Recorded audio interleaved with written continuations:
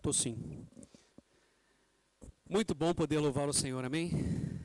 É muito bom, porque aquilo que o Silas disse é verdade. Às vezes nosso tá apertado, temos coisas tão graves, tão sérias, tantas preocupações, mas quando nós dizemos e reconhecemos que o nosso Deus está no controle, Ele tem tudo em suas mãos, nada foge do nosso Deus, e nós podemos então descansar, podemos confiar, podemos respirar. Deus está no comando da minha vida, amém? Olha, vamos lá, vamos abrir a palavra de Deus em Mateus, Evangelho segundo Mateus, capítulo 6. Esse é o primeiro evangelho, não é, da nossa ordem aí no nosso Novo Testamento. Mateus não é o primeiro evangelho a ser escrito, na verdade o primeiro evangelho a ser escrito é Marcos, né? Mas Mateus está na ordem aí dos evangelhos. E por isso nós sempre falamos, vamos abrir no primeiro evangelho, primeiro não cronologicamente, mas o que está aí nas Escrituras. Então, Mateus 6, versículo de número 9 a 13, é a conhecida e talvez a mais recitada oração cristã, conhecida como a oração do Pai Nosso. Eu prefiro sempre dizer que é a oração ao Pai Nosso, porque oramos ao nosso Deus, ao nosso. Vamos ler então essa palavra que está em Mateus 6, de 9 a 13. Diz assim: portanto vós orareis assim: Pai nosso que estás nos céus, santificado seja o teu nome. Venha o teu reino, faça-se a tua vontade, assim na terra como no céu. O pão nosso de cada dia dá-nos hoje, e perdoa-nos as dívidas, assim como nós temos perdoado aos nossos devedores. E não nos deixes cair em tentação, mas livra-nos do mal, pois teu é o reino, o poder, a glória para sempre. Amém. E hoje vamos falar sobre essa fé no Pai Nosso, e o desafio e a ordem é crer no Pai Nosso. Feche seus olhos e vamos orar mais uma vez. Ó Deus, obrigado, Pai, porque até aqui o Senhor tem guardado e abençoado o teu povo. Sabemos, ó Deus, que a Jesus e pediram a ele que ensinasse-os a orar. Jesus então, ó Deus, olha para o coração de cada um deles e diz não aquilo que eles deveriam sempre repetir, mas sim os parâmetros, a base para que eles pudessem lembrar de como deveriam então orar. Meu Deus, ao longo dessas últimas semanas, hoje é a 8ª semana onde estudamos sobre a oração do Pai Nosso, nós pedimos ao Senhor sabedoria, para que aquilo que vamos estudar na Tua Palavra hoje seja verdade e haja prática em nossas vidas, em nome de Jesus. Amém, Senhor, amém. Bom, versículo 13, a parte B, vai dizer assim: mas livra-nos do mal, pois teu é o reino, o poder, a glória para sempre. Amém. Amém? Amém? Mais forte, amém. O que significa amém? Assim seja, não é? Concordo. Então, quando a gente diz assim, amém, assim seja, eu concordo com isso, eu estou em concordância com isso. E é interessante porque a cada lição, a cada passo da oração de Jesus, aprendemos lições preciosas, mas Jesus encerra a oração com um amém. Com um amém. E o amém aqui de Jesus, ele é alguma coisa que aponta para o futuro. Aponta para uma concordância, aponta para uma vitória dada por Deus, porque Jesus Cristo venceu a morte. E quando ele ora em confiança ao nosso Deus. Na verdade, o que Jesus mostra-nos aqui é que nós não podemos terminar a oração, qualquer que seja a nossa oração, sem adorar ao nosso Deus. A gente conhece algumas orações prontas, né? Algumas orações que vêm escritas e tudo mais. A gente conhece a oração, famosa oração do faminto. Não é? Qual é a oração do faminto? Faça mal, faça bem, em nome de Jesus, amém. né? E até ali nós falamos o amém. Mas tem a oração do faminto 2, que é a do mais faminto ainda. Senhor, tu sabes. E vamos. Óbvio que a gente faz essas brincadeiras, mas a questão da oração não é uma coisa pontual, uma coisa que nós vamos dizer assim, vamos agora ter o tempo de oração. Sim, nós podemos ter uma reunião de oração, um tempo dedicado, exclusivo para estarmos conectados em oração, mas o que Paulo vai dizer quando escreve aos Tessalonicenses é o quê? Orai sem cessar. A oração precisa ser então um estilo de vida, e é isso que a gente aprende com Jesus. O teólogo Júlio Andrade Ferreira, ele fez um diagrama muito interessante sobre a oração do Pai Nosso, e eu queria mostrar aqui. Primeiro, quando Deus desce, ele vai dizer assim, a primeira coisa na oração, Jesus mostra que Deus desce, Deus vem até nós. Então, vamos lá, olha só. Deus desce quando ele diz, Pai Nosso. Jesus fala, Pai Nosso, por quê? Isso revela intimidade. A gente já falou lá do paizinho, do Abba. O que Jesus diz ali é, o Senhor está comigo, é intimidade. Pai Nosso é intimidade. Deus desce até nós como um pai. Ele vai dizer, santificado seja. Há uma reverência. Ele reconhece quem é Deus. Nós precisamos, na oração, saber que o nosso Deus tem intimidade conosco, Ele quer ter intimidade conosco, mas Ele também merece toda a nossa reverência. Quando vamos orar ao Senhor, oramos a um Deus que é o nosso Pai, que tem intimidade, mas que é o Criador dos céus e da terra e de todo o universo. Não podemos esquecer isso. Uma das coisas que me impressiona muito, né, e eu gosto muito da astronomia, não é astrologia, a astronomia, né, que é o estudo dos astros, eu gosto muito, e fico impressionado toda vez que eu vou assistir a um vídeo, alguma coisa desses telescópios todos que existem, o Hubble e outros e tal, eu fico impressionado com a nossa pequenez diante do universo. Só em pensar que aquela mancha lá em Júpiter, né, é uma tempestade que está durando mais de 300 anos, eu fico pensando assim, gente, então, a gente faz assim, tempestades em copo d'água, o universo todo está a acontecer milhares de coisas. E o profeta Isaías vai dizer que Deus tem todo o universo na palma da sua mão. Quando eu vou orar, eu preciso ter a reverência diante desse Deus. É reconhecer que Ele é Deus Todo-Poderoso. Ele mantém tudo a funcionar. Ele desce quando diz assim, venha o teu reino. E aqui a ideia é de experiência. Venha o teu reino. Lembra o que João o Batista dizia? Qual era a mensagem dele? É chegado o reino de Deus. É chegado o reino de Deus. Anuncia alguma coisa que chega. Por quê? Porque ele experimenta. Então nós experimentamos o reino. Deus desce quando ainda Jesus diz assim, seja feita. E aí tem a ideia aqui de autoridade e obediência. Aquilo que nós estudamos hoje na escola bíblica. Autoridade e obediência. Deus é Deus. É aquela coisa, manda quem pode, obedece quem tem juízo. Nós sabemos que o nosso Deus é Senhor sobre os céus e a terra, tem o universo na palma da mão, eu dou a minha reverência a Ele, eu experimento o reino e agora eu obedeço a esse Deus, porque Deus veio até mim. E somente, tão somente porque Deus veio até mim, eu posso ir até Ele. Lembra quando aconteceu o dilúvio? Lembra de ler.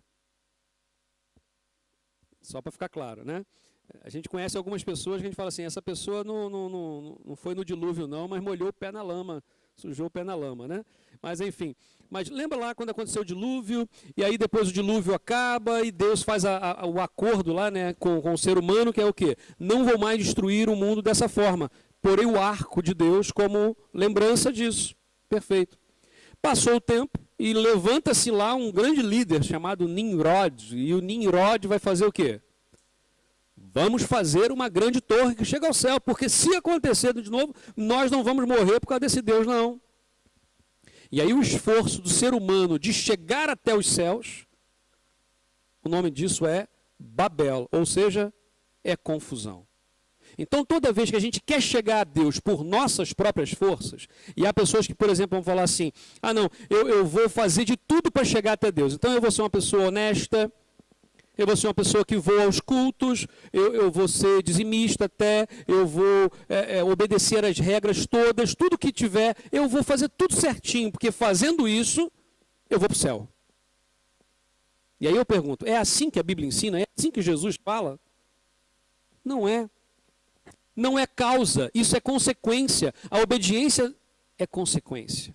E aí quando vimos ali, seja feita, Deus desce, e agora o homem pode subir até Deus. E aí, para o outro, por favor. O homem, não, ali está o homem sobe, mas desculpa, falha minha. Homem desce. Então leia-se, o homem desce, ok? Deus, aliás, está certo. Eu que buguei aqui.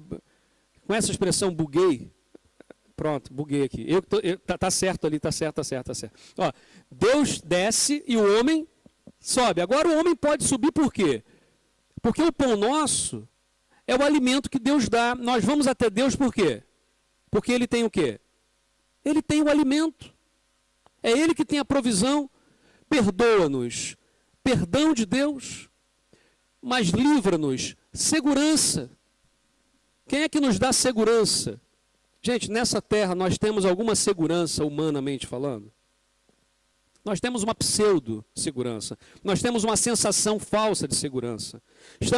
Não estamos seguros. Assim. Ninguém está seguro. A verdade é essa. Mas em Deus nós temos a segurança. Por quê? Porque dele é o reino. E aí Jesus termina em adoração. Toda oração precisa ter um elemento de adoração. Quando nós vamos orar ao Senhor, é claro que quando a gente brincou aqui da oração do faminto, nem sempre acontece. A gente somente está com fome. E a gente quer, Senhor, então abençoa essa comida, abençoa as pessoas que estão aqui, em nome de Jesus, amém. É quase que uma oração que não passa do teto, né? Porque foi ali para liberar a turma para comer. É igual quando a gente vai fazer almoço, aliás, temos que fazer outro almoço, não é? Porque alguns irmãos não puderam vir no outro, então tem que vir nesse agora, então tem que marcar outro almoço. E pronto. E quando a gente vai fazer o almoço, muitas vezes assim, vamos esperar o pastor vir para orar, e então toda a gente morrer de fome e tal, e o pastor está lá no cantinho conversando com outra pessoa, e a gente tem que ir lá, Senhor, abençoa a comida, meus irmãos podem comer. Esse tipo de oração, muitas vezes, a gente fica assim, bom, nosso coração está grato, mas primeiro, qualquer pessoa, ou todas, podem orar. Não há uma oração mais forte, e aí a gente vê alguns programas de televisão, né, algumas igrejas que até fazem esse tipo de propaganda, a oração forte. É o dia da oração forte, e aí a coisa vai. Se você está desempregado, vem porque vai ter o emprego. Claro que nós cremos que Deus pode abrir a porta de emprego. É claro que nós cremos que Deus pode curar uma enfermidade. E precisamos anunciar, sim, mas parece que a oração do pastor ou daquele pastor tem um peso e pronto, vai ser aquilo. Bom, lembremos-nos aqui do publicano e do fariseu. Né? Fariseu, os dois lá em cima do monte a orar, e o fariseu, Senhor, muito obrigado, porque eu não sou como esse pobre miserável que está aqui, tal. E o publicano diz a Bíblia que nem sequer ousava levantar os olhos e dizia assim, eu não sou digno de nada. E a pergunta de Jesus é o quê? Qual dos dois desceu justificado? O publicano. Mesmo o publicano, que era um ladrão, que era um corrupto, que todos os problemas, ele desceu porque se humilhou diante do Senhor. Jesus Cristo, quando ora e ensina a oração, porque os discípulos pediram, Senhor, ensina-nos a orar. Por quê? Porque era prática na época, os rabinos andarilhos ensinavam os seus discípulos fórmulas de oração. Por isso que a gente até hoje ainda tem esses hábitos de, a oração do santo tal, é a oração daquele tal. Por quê? Porque nós herdamos isso. E são pessoas que podem ter sido tementes a Deus, sim, que aquela oração foi sincera do seu coração. Mas nós precisamos orar a Deus diretamente. Eu não sei orar. Como é que a gente fala com alguém que a gente ama? Como é que a gente fala com alguém que a gente respeita? É assim que oramos. A oração, por exemplo, muitas vezes tem palavras bonitas. E nós falamos muito bonito, às vezes, Senhor, obrigado pela união hipostática de Cristo. E toda a gente está assim, amém. seja lá o que isso for. Né? A gente fica numa coisa. Só que Deus, ele vê o coração. Então, há orações que não têm palavras. Sabe aquela oração que você faz enquanto toma o seu banho e chora para ninguém ver as lágrimas, então mistura na água do banho e fala que caiu sabão, é mais fácil, né? Então, você está ali a chorar e a orar diante de Deus e às vezes não sai uma palavra, mas Deus ouve a oração. Porque há coração. Então Deus ouve quando há coração, mas não há palavras, mas Deus não ouve quando há palavras, mas não há coração. Jesus termina então essa oração falando sobre o amém.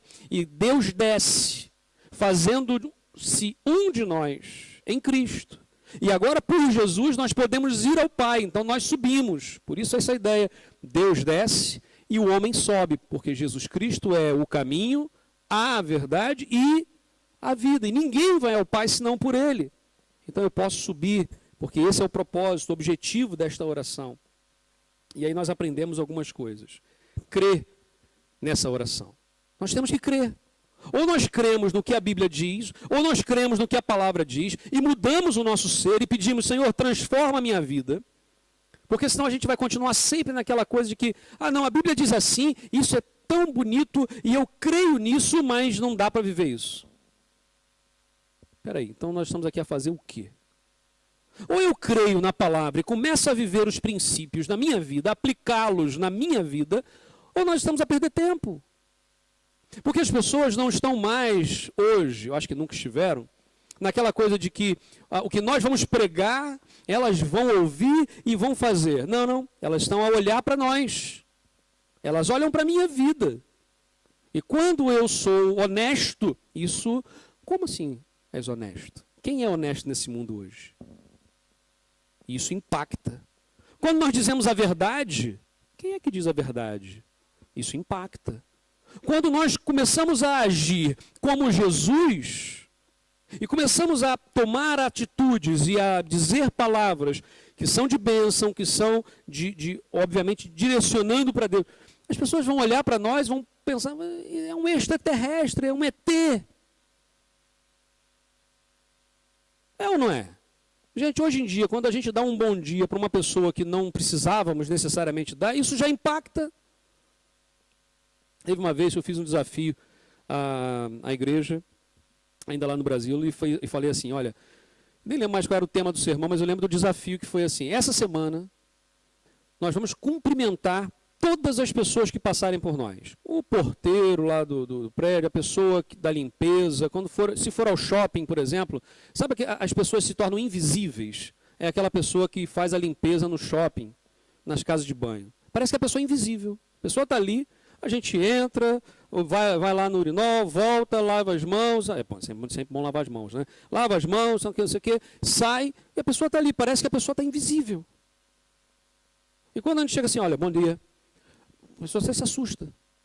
E fizemos esse desafio, só sermos cordiais. Bom dia, boa tarde, boa noite, se eu posso ajudar, alguma coisa.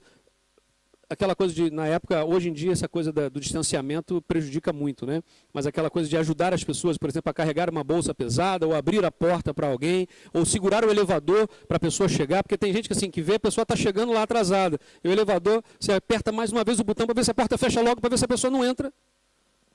Em vez de abrir, esperar, por favor, faz favor. A gente vive num mundo assim. Então, pequenas atitudes causam nas pessoas um nó na cabeça. E a pessoa quer saber, mas por que isso?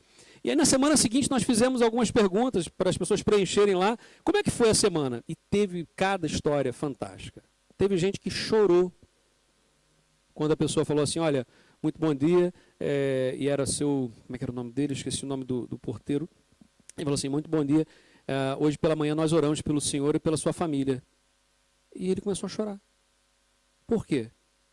Porque ele não estava acostumado com aquilo. Sabe quando vai a um restaurante e de repente vem o garçom para servir e antes de começar a comer, chama a pessoa e fala assim, como é que é o seu nome? É fulano. Nós vamos orar agradecendo a comida, podemos orar pela sua vida, pela sua família? Fazer algo assim, Agradecer a Deus, não falar, vamos fazer uma oração, mas, olha, nós vamos agradecer a Deus aqui pela família, pela comida, e, olha, muito obrigado porque você está nos servir aqui. Podemos orar por você? Gente, eu nunca vi ninguém rejeitar a oração. Nunca vi. Ainda mais quando está numa situação, por exemplo, de enfermidade, já viu? Quando eu ia fazer visita em hospital, aquelas enfermarias, às vezes, então tem lá um irmão da igreja estava lá, e eu ia lá fazer, conversava ali um pouquinho, pá, não sei o quê, mas tinha gente aqui, gente ali, gente lá, e pá, e de repente a pessoa do lado estava assim, ó. E aí, antes de fazer a oração, eu falava assim, como é o nome da senhora? Fulano, o nome da senhora, pá, não sei o quê. Olha, eu vou orar por ela aqui, vocês querem que eu ore por vocês? Isso aqui?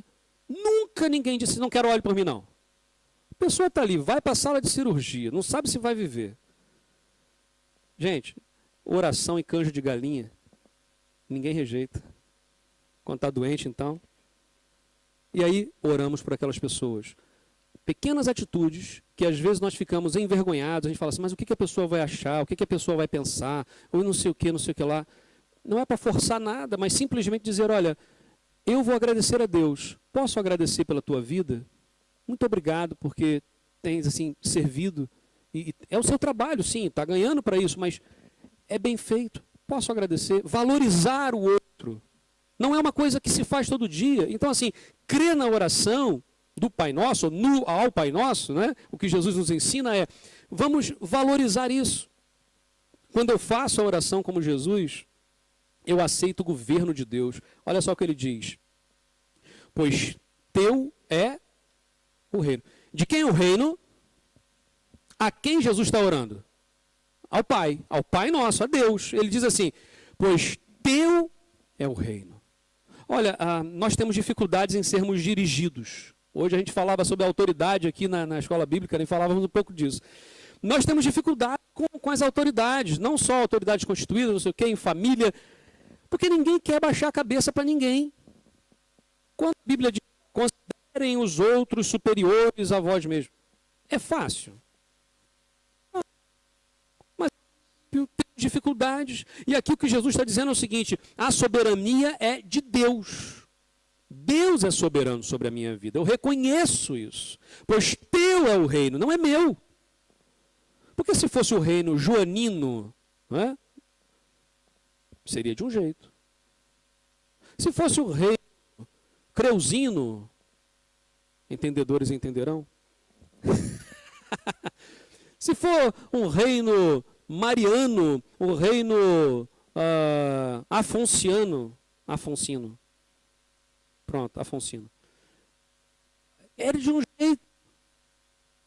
Agora, não, o reino é de Deus. Então as regras são de Deus. Eu obedeço porque o Senhor está no comando. O Senhor tem o controle da vida.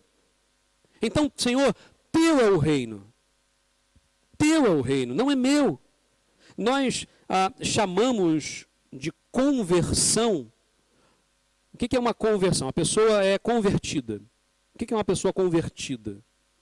É a pessoa que pegou a direção da sua vida e deu a quem? A Deus. Falou, Senhor Jesus, está aqui a chave da minha vida, está aqui o volante da minha vida, o Senhor agora dirige. Eu entrego totalmente.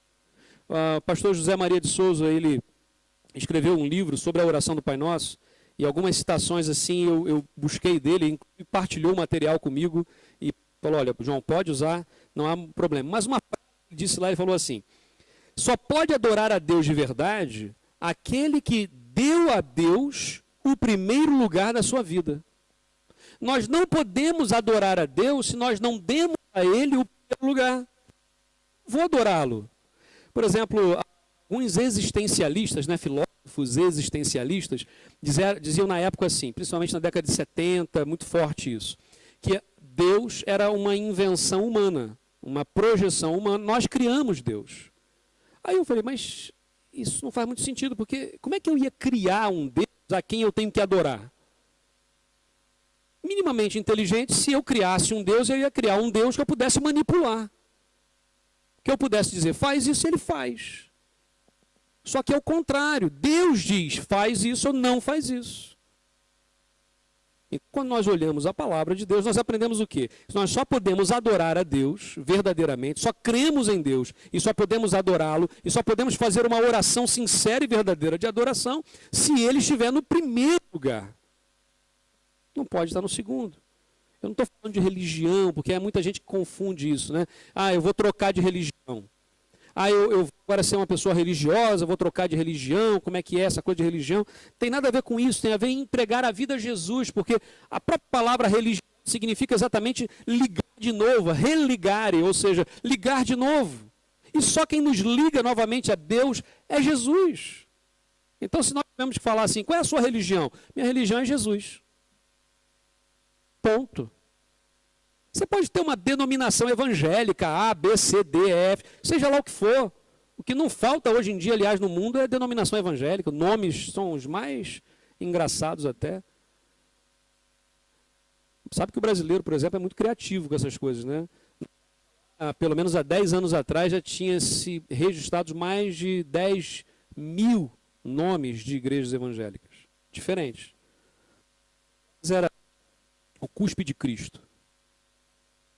Igreja, o cuspe de Cristo. Porque o cuspe de Cristo, Jesus pegou, misturou com a terra e fez o homem ver.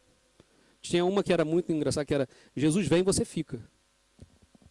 E não é piada não, pode pesquisar depois. Né? E há muitos nomes assim. Gente, eu não estou falando de bandeira denominacional. Aliás, quando a gente fala assim, nós somos batistas. Sim, somos batistas por conta, nesse caso, da questão doutrinária. É um parâmetro nosso doutrinário para nós, ao lermos a palavra de Deus, irmos nesse parâmetro. Mas não é uma questão de a minha religião. A minha religião é Jesus. Ponto. E ali Jesus faz. No Salmo 24, versículo 1, e também em João, capítulo 1, versículo 12, diz assim a Bíblia: ao Senhor Deus pertencem o mundo e tudo que nele existe, a terra e todos os seres vivos que nela vivem são dele. Porém, já em João, porém alguns creram nele e o receberam. A estes, ele deu o direito de se tornarem filhos de Deus. Há uma expressão que se diz assim, eu também sou filho de Deus, todos são filhos de Deus. O que a Bíblia nos mostra é que todos somos criação de Deus, somos criaturas de Deus, todos fomos criados por Deus, e Deus ama cada uma das suas criaturas, é verdade. Mas todos quanto o receberam Jesus, ou seja, puseram a prioridade em Cristo, deram a chave do coração para Jesus, esses são chamados filhos de Deus. Eu lembro daquele jovem religioso, hebreu, judeu, aliás, né? Porque judaísmo é uma religião, ser judeu é uma religião, o hebreu era o povo. E aí esse rapaz chega e o que eu tenho que fazer para seguir Jesus, para ser discípulo de Jesus? Jesus falou para ele, faz isso, isso e isso. E o rapaz fez o quê? Foi triste.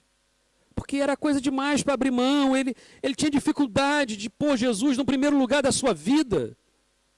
E nós muitas vezes falamos assim, não, mas Jesus está em primeiro lugar na minha vida, depois do trabalho, depois da família, depois, por quê? Porque nós pomos tudo à frente e depois vamos pedir a Deus que nos abençoe. O que Jesus nos ensina através da oração é assim, eu preciso entregar o governo da minha vida nas mãos do Senhor. Ele está no controle. Chega de viver sozinho neste mundo, porque o princípio da autoridade tem a ver com o princípio do amor, de entregar a vida pelo outro. Ninguém nos amou mais, porque ninguém deu a sua vida por nós. E quando Jesus entregou a vida por nós, não foi só pelo João, pela Maria, pelo José, não. É por toda a humanidade. Jesus carregou sobre ele, sobre os seus ombros, todo o peso do pecado da humanidade. Ele leva nele. Não foi só uma morte física. Porque se a morte de Jesus fosse apenas física, tantos outros morreram também crucificados. Foram milhares de pessoas crucificadas. Mas Jesus levava sobre ele o meu pecado. Jesus morreu no meu lugar. Quem tinha que estar lá sendo crucificado era eu. Espiritualmente falando, Jesus levou um peso que ninguém mais podia suportar. naquele momento ali, o peso tão grande. Alguns teólogos vão dizer que quando Pedro olhou para Jesus e o negou, foi porque Pedro não conseguiu equilíbrio suficiente espiritual para ver o que estava acontecendo ali, porque ali o inferno estava descendo e ele não conseguia ver. E ele então negou.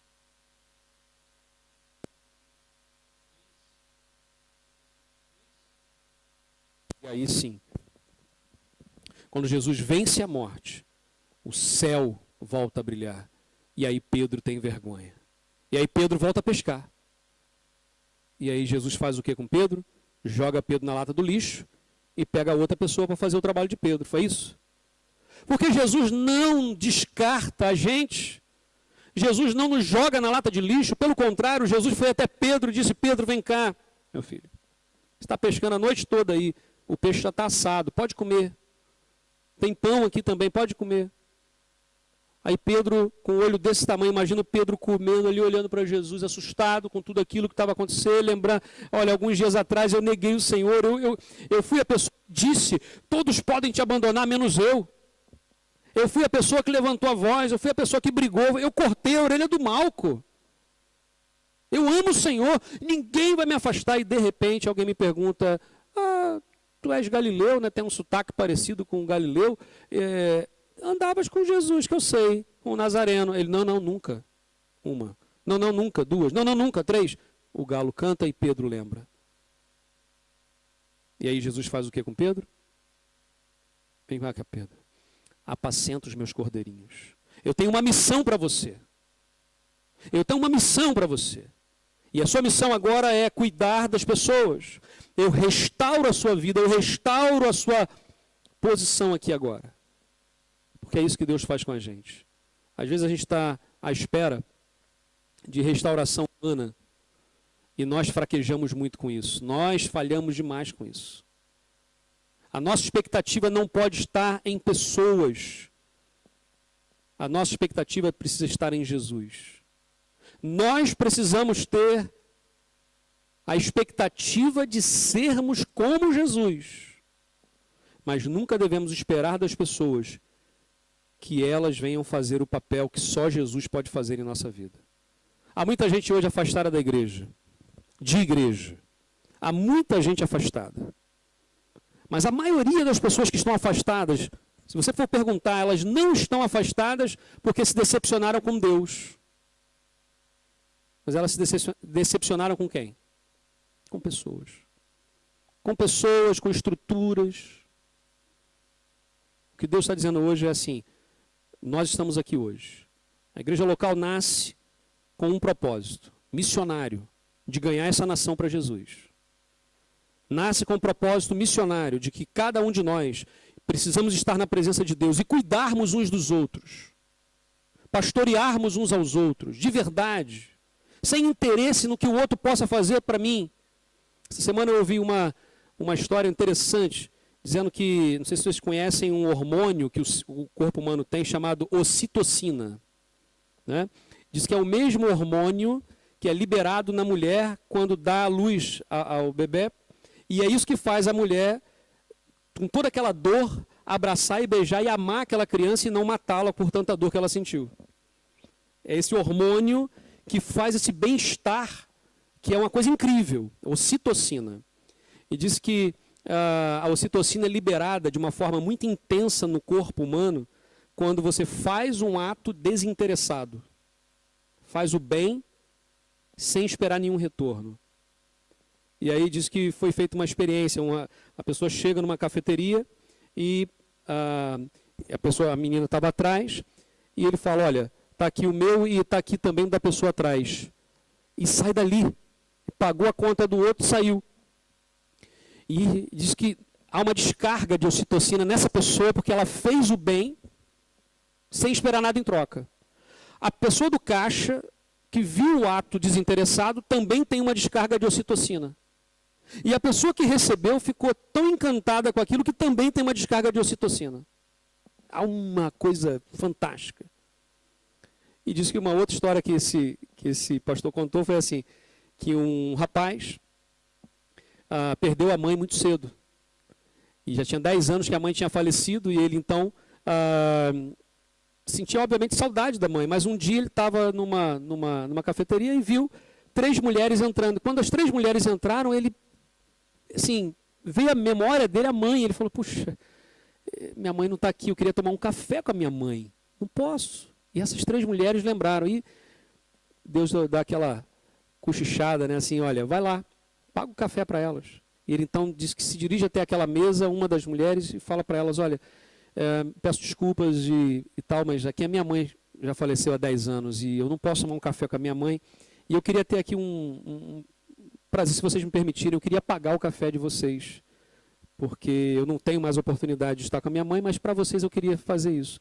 E uma daquelas mulheres se levanta, começa a chorar, abraça aquele rapaz e diz, olha, eu perdi o meu filho semana passada, ele tinha a sua idade. E aí, ocitocina, pá, pá, pá. Espiritualmente falando, ocitocina é o quê? É graça. Gente, é graça. Graça de Deus sobre as nossas vidas. Não tem comparação. O que nós podemos fazer para o nosso Deus? Vamos lá. Deus já fez tudo. A graça de Deus é derramada sobre nós. Então, em nome de Jesus agora, receba na tua vida essa descarga de graça, dessa ocitocina espiritual, do prazer de estarmos juntos, do prazer de servir a esse Deus, do prazer de estarmos aqui em família. A Bíblia diz, porque teu é o poder. Eu só consigo adorar como Jesus quando eu me submeto a esse Deus e vivo com o poder de Deus, porque sem o poder de Deus nós não somos nada, nós somos apenas um saco furado. Quanta gente vai pegar lá e o saco está furado, e a gente enche o saco, mas ele vai se perdendo. E tem que estar tentando alguma coisa, é com a escola, é com a família, é com a igreja, e não tem nada. Porque o poder é de Deus. Se o poder estiver nas mãos de Deus, se a minha vida estiver na mão de Deus, eu não tenho que andar ansioso por coisa alguma. O mal do nosso tempo, meus irmãos, meus amigos, é a ansiedade, essa maldita ansiedade. E a gente fica preocupado com o dia de amanhã, a gente fica preocupado com o que vai acontecer hoje à tarde, hoje à noite. Uma história de uma senhora, de uma das favelas do Rio de Janeiro, uma das mais perigosas. E um rapaz foi fazer missões, naquela noite teve que dormir lá por conta do tiroteio e não teve como ir embora. E aquele rapaz relatou uma cena muito, muito forte. Disse que aquela senhora deu a boa noite, acabaram o jantar, ali, todos abaixados por conta do tiroteio, e ali, boa noite, tal, não sei o quê, deitou-se na cama e dormiu. E o tiro lá fora, blá, blá, blá, blá, blá, blá, blá, blá, diz que durou quase a noite toda aquele tiroteio. E o rapaz com os olhos desse tamanho, o tempo todo assim no chão. E aquela senhora dormindo. E quando acordou de manhã, falou assim, como é que a senhora consegue dormir? E a resposta dela foi assim, se o meu Deus está acordado, eu posso dormir. Que coisa. Não é simples, é vida. Essa mulher não alcançou esse nível de dependência de Deus e de fé de um dia para a noite, não. Foi ponto a ponto, foi dia a dia, foi passo a passo. E aqui está um grande segredo. Nós queremos dedicar a nossa vida ao Senhor, confiar no Senhor e sermos talvez como Estevão, né, que viu o céu abrir e não negou a sua fé. Como essa mulher que consegue dormir no meio de um tiroteio e dizer assim, mas o meu Deus está aqui de olhos abertos, eu posso dormir. Nós queremos chegar nesse nível, passo a passo. Primeiro passo, entrega a vida a Jesus. O controle está na mão do Senhor. Segundo passo, vive a vida. Porque a gente às vezes quer dar tantas regras. Né? É o passo 1, é o passo 2, é o passo 3, está aqui um manual. O manual, lê esse manual e pronto, vai ser igual a Jesus. O manual que nós temos aqui é a palavra. É a Bíblia. Vou pegar aqui. Aliás, essa daqui é uma tradução em português de Portugal. Muito interessante. A Bíblia é a palavra. Eu quero saber o que Deus tem, está aqui. Mas muitas vezes a gente fala assim, não, lê a Bíblia. E aí Paulo, quando escreve aos Coríntios, ele vai dizer o quê? Lá em 1 Coríntios, capítulo 11, versículo 1, ele vai dizer o quê? Ser meus imitadores, porque eu sou de Cristo.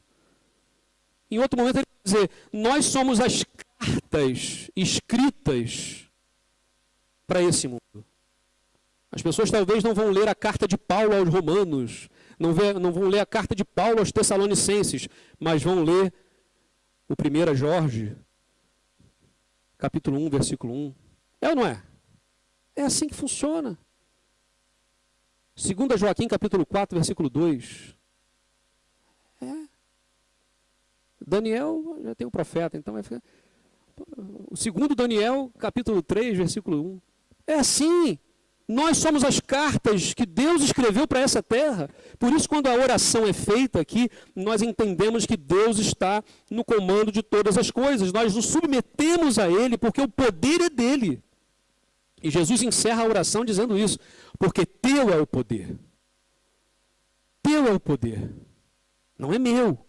Claro que Jesus é Deus, mas Ele está ensinando aos discípulos, nessa oração, como proceder.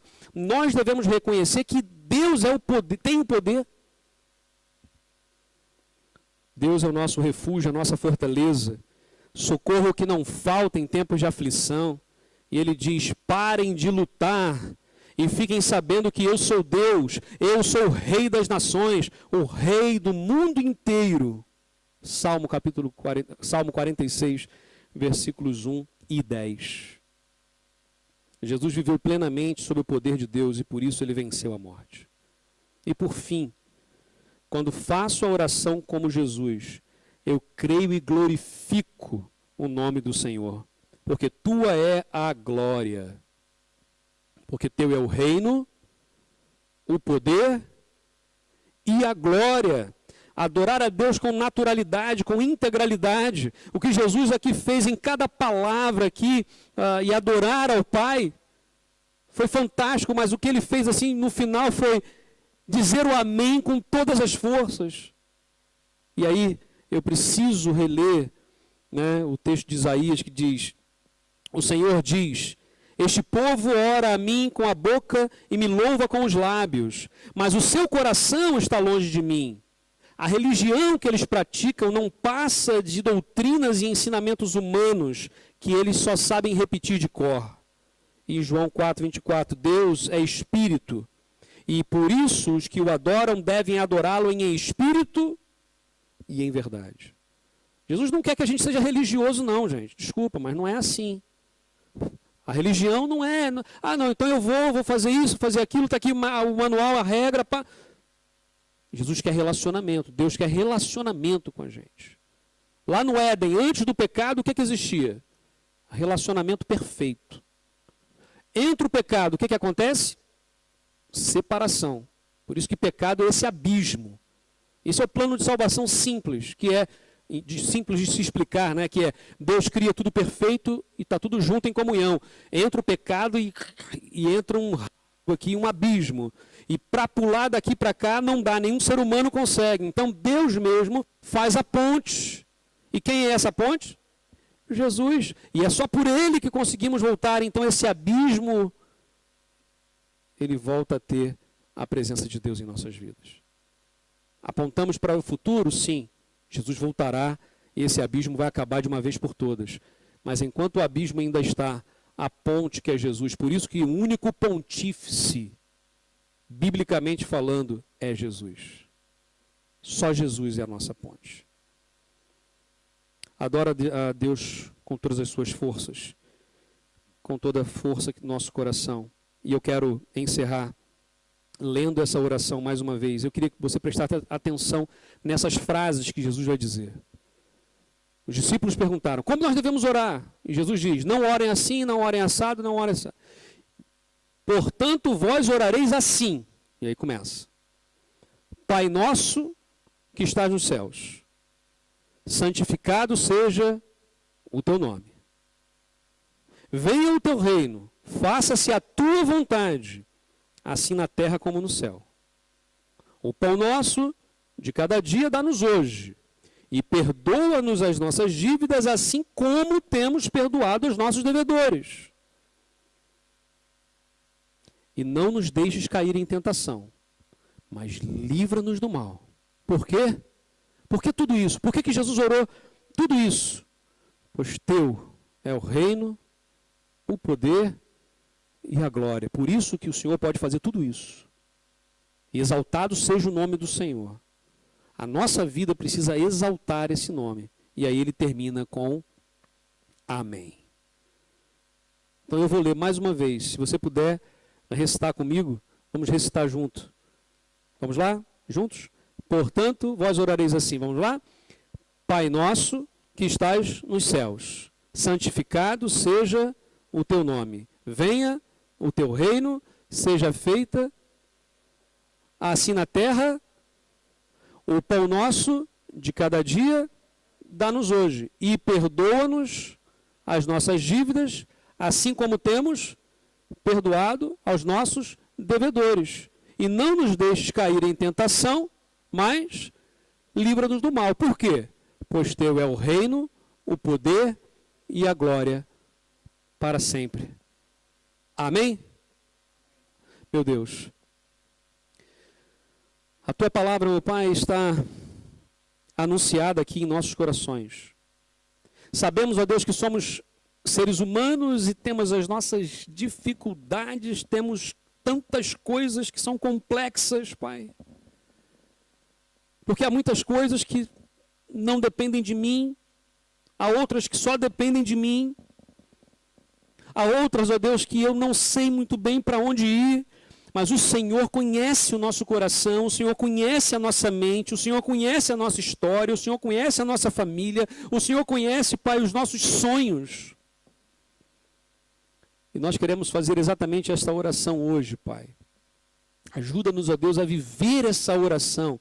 Ajuda-nos, ó Deus, a orarmos como Jesus orou, a perdoarmos, a confiarmos na Tua provisão, a termos a Tua segurança, a exaltarmos e glorificarmos o Teu nome, porque no final das contas, nascemos unicamente, fomos criados unicamente para a glorificação do Teu nome, porque Teu é o reino, Pai, o poder e a glória, e nós cremos nisso.